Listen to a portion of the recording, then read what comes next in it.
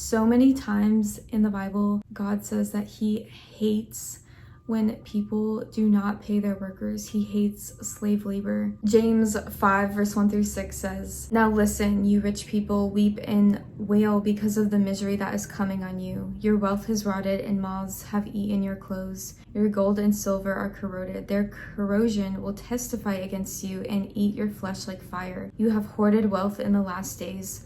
Look, the wages you failed to pay the workers who mowed your fields are crying out against you. The cries of the harvesters have reached the ears of the Lord Almighty. You have lived on earth in luxury and self-indulgence. You have fattened yourselves in the day of slaughter. You have condemned and murdered the innocent one who was not opposing you." And Jeremiah 22 verse 13 says, "Woe to him who builds his house by unrighteousness and his upper rooms by injustice, who makes his neighbor serve him for nothing and does not give him his wages." Lastly, I'm going to read Malachi 3 verse 5, which says, "Then I will draw near to you for judgment. I will be a swift witness against the sorcerers, against the adulterers, against those who swear falsely, against those who oppress the hired worker in his wages, the widow and the fatherless, against those who thrust aside the sojourner and do not fear me, says the Lord of hosts." So obviously we can see that God hates slave labor. He hates when people are unfairly paid.